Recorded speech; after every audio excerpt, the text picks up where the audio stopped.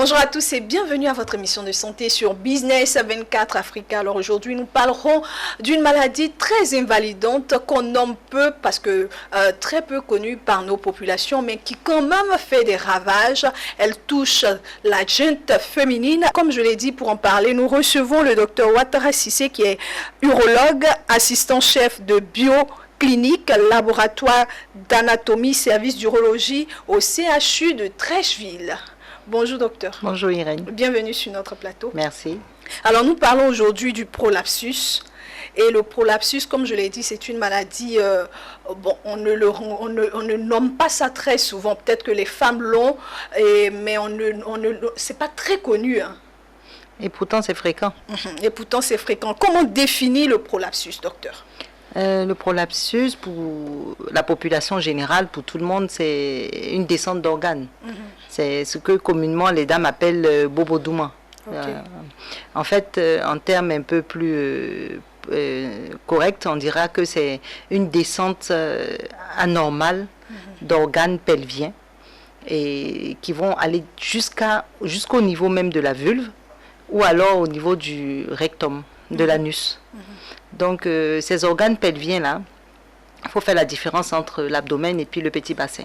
Donc, quand on parle de prolapsus, c'est au niveau du petit bassin. Donc, le petit bassin, c'est un amas, c'est un bloc constitué d'os, de muscles et de ce qu'on appelle les ligaments, qui recouvrent ces muscles-là et qui contiennent un certain nombre d'organes, qui sont la vessie, l'utérus et le vagin et le rectum chez la femme, et chez l'homme, la vessie et le rectum uniquement. Donc, ces organes-là sont bien amarrés dans ce qu'on appelle le petit bassin. Et ce petit bassin-là se termine par ce qu'on appelle le périnée. Et le périnée, c'est la partie musculaire et qui est recouverte de peau qu'on voit quand on va chez le gynécologue là, et qu'on se met pour s'examiner en position gynécologique. C'est la partie où on a la vulve et puis le rectum. Et donc, quand ce tamac-là permet de bien soutenir ces organes, et quand ces organes-là descendent, c'est-à-dire ils vont traverser la vulve, on parlera de prolapsus génital. Quand c'est au niveau de l'anus, on parlera de prolapsus rectal. Et c'est ce qu'on appelle, vous dites, moi je pensais que c'était une maladie qu'on ne nommait pas forcément au milieu de nos populations, mais très généralement en Côte d'Ivoire, on l'appelle le bobodouma. Oui, généralement. Très bien. Alors, quelles sont les causes du prolapsus? On a parlé du prolapsus utérin, génital et utérin. Quelles sont les causes, docteur, dans les deux cas? Dans les deux cas. Donc, en fait, c'est le prolapsus génital. Dans génital, on a l'utérus, le vagin, et puis la vessie. Et puis, dans la vessie aussi, parce que tout descend au niveau de la vulve. Donc, on les classe en prolapsus génital. Et en prolapsus rectal aussi, parce que c'est au niveau de l'anus que ça sort. Le rectum descend. Et on le voit, selon les degrés, on le voit soit au milieu, il faut mettre un spéculum pour regarder, soit c'est carrément sorti à la vulve, en fait. Et donc, les causes, comme quand on parle de... Et c'est différent quand c'est le prolapsus... au niveau de l'anus, c'est différent de l'hémorroïde. Oui, tout à fait, c'est différent. C'est la muqueuse du rectum qui descend carrément. Or, les hémorroïdes, c'est des bourrelets à côté. Ce n'est pas un prolapsus. Très bien. Alors, docteur, on continue dans l'explication, les causes, au fait. Donc, en général, les causes, qu'est-ce qu'on va dire? Parce qu'on parlait du petit bassin. Donc, le petit bassin avec ses organes à l'intérieur. Et au-dessus du petit bassin, on a l'abdomen avec les intestins, le foie, etc. Donc, tout ce qui sera facteur qui va pousser sur le petit bassin, parce que l'abdomen est en haut, tout ce qui est facteur d'hyperpression au niveau abdominal va entraîner une pression sur tout ce qui est organe dans le petit bassin. C'est ce qui va entraîner la descente de ces organes. Donc, quand on parle de facteur d'hyperpression abdominale, c'est par exemple une constipation chronique, par exemple une toux chronique, parce que c'est des efforts de poussée abdominale. C'est aussi, par exemple, des grossesses répétées, et par exemple, des grossesses dystociques, ce qu'on appelle des accouchements difficiles, où il y a nécessité de faire des pressions sur l'abdomen ou d'utiliser du matériel spécifique, par exemple du forceps pour faire sortir le bébé, ou alors toujours des gros poids de bébé, 4 kg, 4 kg et demi, 5 kg, des grossesses répétées. Tout ça va relâcher en fait les ligaments étendre les muscles et puis favoriser la descente de ces organes. On a aussi des causes aussi neurologiques, hein. Par exemple les paraplégiques. Donc il n'y a plus d'innervation des muscles. Donc les muscles se relâchent et puis entraînent la descente de ces organes. Le surpoids aussi. Le surpoids. Le surpoids aussi est l'une des causes. Et ça, c'est génital. Concernant le rectum, c'est la même chose parce qu'ils sont juste dans la cavité pelvienne, en dessous de l'ombilic, de l'abdomen. Donc tout ce qui est... Bon, en dehors de certaines causes que je n'aimerais pas... voilà. Donc le prolapsus rectal chez l'homme, il y a différentes causes. Hein. Des rapports, des pratiques sexuelles, il y a d'autres causes à ce niveau. Très bien. Alors, quels sont les signes ou comment diagnostique-t-on le prolapsus, tant chez l'homme que chez la femme? D'accord. Bon, chez la femme, je dirais que bon, le prolapsus, c'est en fonction du grade, parce qu'il y a plusieurs classifications. Au niveau médical, je ne vais pas m'étaler dessus, mais selon que ce soit pas visible, ce soit à moitié visible ou encore carrément au niveau de la vulve, il y en a différents grades. Donc ça dépendra, c'est au cas par cas, ça dépendra au stade auquel la dame va venir consulter. Mais en général, chez la femme par exemple, elle va sentir une boule qui sort au niveau de ses organes génitaux. Elle sentira une boule ou une sensation de pesanteur dans l'abdomen. Oui. Ça, c'est de façon générale. Mais aussi, selon que ce soit un organe particulier qui descend, il y aura des signes d'accompagnement. Par exemple, si c'est la vessie qui descend, elle sera, par exemple, l'incontinence urinaire d'effort. Par exemple, lors d'une toux, etc., elle sent le jet mictionnel. Ou alors, elle sent les urines qui la mouillent. Ou alors, elle aura... par exemple, une dysurie, ce qu'on appelle une poussée quand elle va aux toilettes pour pisser. Il y a une nécessité de forcer pour que les urines sortent. Il peut avoir tout ce qui est signe urinaire. La polachyurie, c'est-à-dire elle se lève plusieurs fois. La sensation de ne pas vider sa vessie quand elle va aux toilettes. Les brûlures mictionnelles. Et il y a aussi chez l'homme, on a le prolapsus rectal, il y a la gêne à la défécation. C'est des gens qui sont obligés de faire des manœuvres, par exemple, pour pouvoir pisser. Elle doit mettre son doigt pour pousser la boule pour permettre de pisser, ou alors mettre le doigt dans l'anus pour permettre de pousser, pour que le vagin pour pousser, pour que les selles puissent descendre. En fait, en général, c'est une maladie qui fait peur, hein, carrément. Bon. L'explication, vu les explications, les manifestations, les signes, ça fait peur. C'est pour ça qu'on en parle, parce que de façon générale, en matière de pathologie, il faut toujours prévenir que guérir. Et quand on a la possibilité de prévenir, et dans ce cas de prévenir et de guérir dans les prolapsus, donc je pense qu'il n'y a pas lieu d'avoir vraiment peur. Alors, je rappelle à tous ceux qui viennent de nous prendre match que nous sommes aujourd'hui avec le docteur Ouattara Cissé et nous parlons du prolapsus. Alors, docteur, quelles sont les principales complications du prolapsus? Les complications sont de deux ordres, d'ordre médical et puis d'ordre psychologique. Donc, d'ordre médical, c'est lié à la maladie. Donc, tout organe qui est à l'extérieur, on aura des complications infectieuses, des complications locales de macération, etc., des lésions cutanées dues à la fuite d'urine. On peut même avoir des nécroses, puisque c'est en dehors, et toute strangulation va faire que ces organes peuvent se nécroser, c'est-à-dire pourrir, voilà, étant à l'extérieur. Mais c'est surtout la répercussion psychologique qui est importante, parce que toutes ces complications d'ordre mécanique peuvent être réglées, hein. D'ordre médical peuvent être réglées, mais les complications d'ordre psychologique, par exemple, pour toute femme de se sentir, c'est un handicap. Elles vont arrêter, par exemple, les activités professionnelles, les activités familiales et même les activités sexuelles. Oui. Donc, ça a un impact psychologique assez important.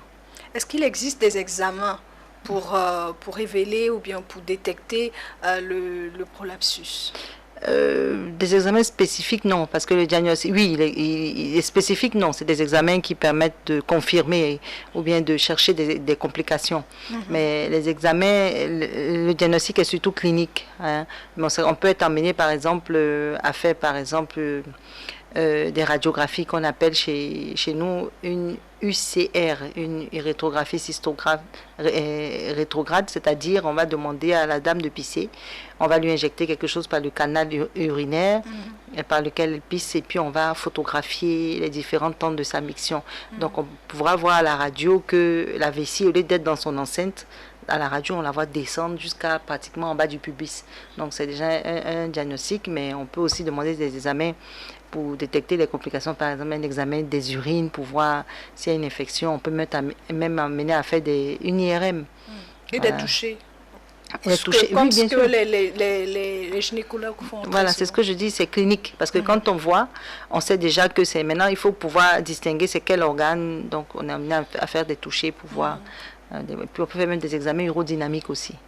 Urodynamique pour voir le problème des pressions, ou bien s'il n'existe pas même un problème du verrou qui fait la continence, en fait, du sphincter, ce qu'on appelle le sphincter au niveau de la vessie. Ça sera vraiment au cas par cas. Au cas par cas. Parlons à présent, docteur, de la prise en charge. Quelles sont les différentes opérations possibles et quelle opération convient à quel type de personnes de prolapsus? Donc, le prolapsus, comme on l'a défini, c'est une descente d'organe. Donc, l'organe est descendu, il faut le remonter. Donc, l'objectif, c'est de le faire réintégrer sa cavité et de renforcer les moyens qui se sont distendus pour le maintenir dedans. Donc, c'est d'abord la chirurgie, et la chirurgie, on peut la faire de plusieurs façons. Soit par ouverture abdominale, ce qu'on appelle la laparotomie, pour aller fixer les organes descendus au niveau, par exemple, du promontoire des os, de certaines os, soit par cœlioscopie, qui est de l'endoscopie. Donc, c'est ce qu'on appelle, les gens appellent le laser, mais bon, c'est pas vraiment le laser, c'est pas le terme approprié, c'est de l'endoscopie. La chirurgie sans ouverture pour fixer, c'est toujours le même principe, mais c'est les voies.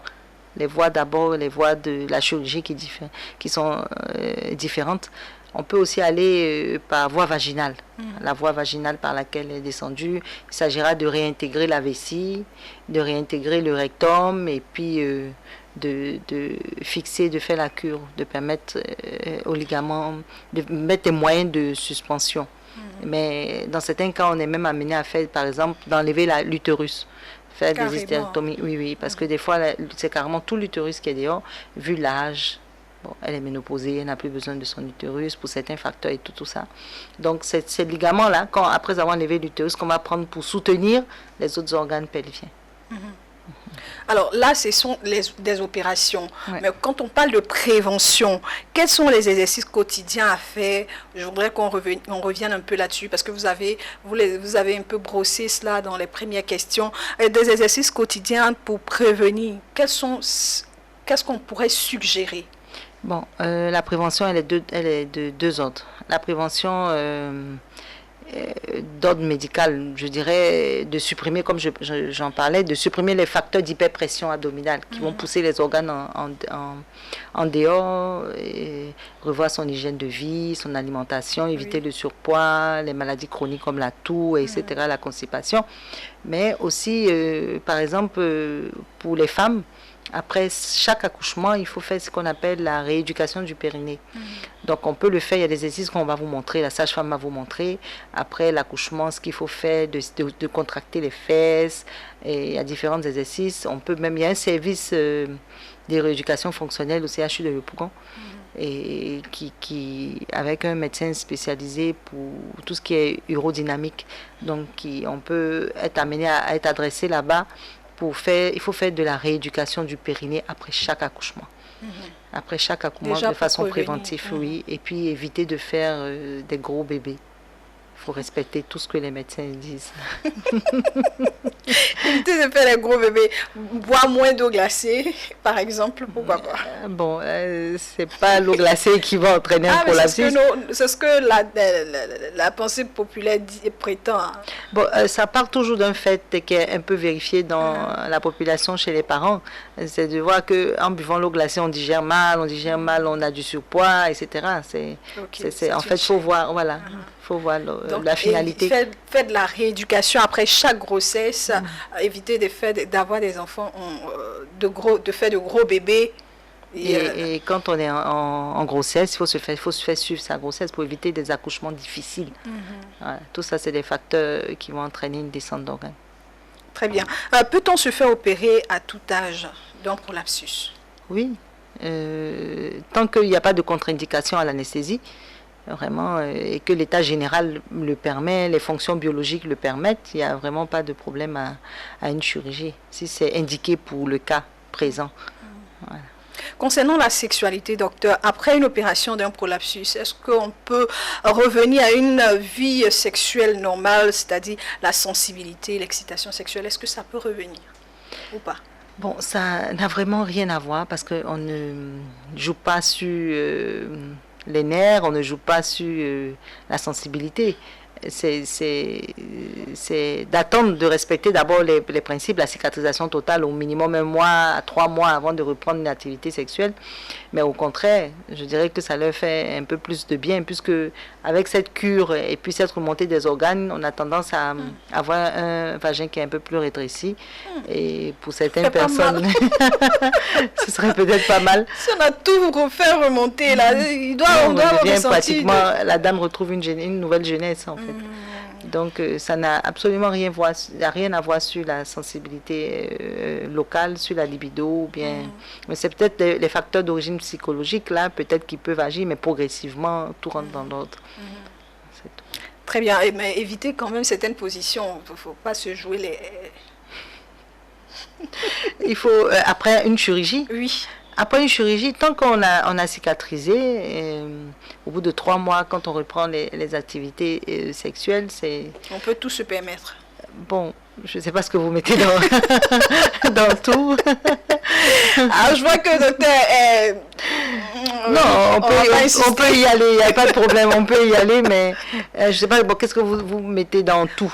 Je dis, il y a plusieurs positions. Est-ce qu'il n'y a pas des positions à risque après une opération du prolapsus? Est-ce qu'il n'y a pas des positions à risque? Est-ce qu'il faut... Voilà. Bon, les positions à risque, ce n'est pas les positions qui font la descente d'organes. Hein. Okay. Comme je l'ai expliqué au début, c'est les facteurs d'hyperpression, les relâchements, les facteurs neurologiques, etc. Mais par contre, beaucoup de prudence après une chirurgie. Voilà, il ne faut pas y aller comme si progressivement on reprendra ses habitudes sexuelles. Okay. Voilà, mais progressivement. Sinon, il ne faut pas y aller, comme on dit à Abidjan.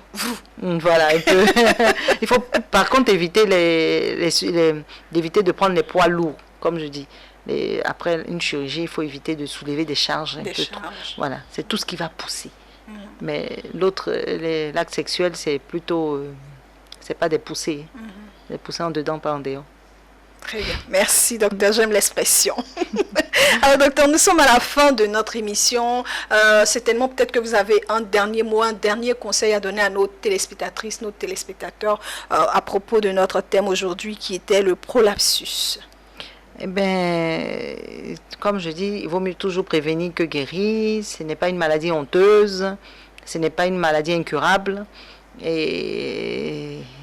éviter les complications, venir consulter dès les premiers signes d'incontinence urinaire ou de descente d'organes. On a beaucoup de moyens chirurgicaux, on a un service d'urologie, la Côte d'Ivoire a beaucoup de très bons urologues qui sont habilités à faire ce type d'intervention. Il y a aussi de la prévention par la kiné, la rééducation urodynamique. Il y a, par exemple, sous d'autres toits où on mettait des moyens mécaniques, comme par exemple le présaire, donc je pense que vous aurez le temps d'en parler si vous faites... on va recevoir un spécialiste dans ce domaine-là pour en parler. Sur la rééducation urodynamique. Donc, n'ayez pas peur, mesdames et messieurs. Ça se guérit, c'est très rapide. Ça se passe bien sans problème, sans complications majeures. Merci beaucoup. Une jeunesse voilà, à ce niveau-là. Merci beaucoup, docteur Ouattara Cissé. Je rappelle que vous êtes urologue, assistant-chef de bioclinique, laboratoire d'anatomie, service d'urologie au CHU de Treichville à Abidjan, en Côte d'Ivoire. Merci d'être passé sur notre plateau. Merci beaucoup de nous avoir regardés. Je vous dis à très vite et n'oubliez pas de nous contacter sur nos différents réseaux sociaux. On vous répondra. Merci et à très bientôt.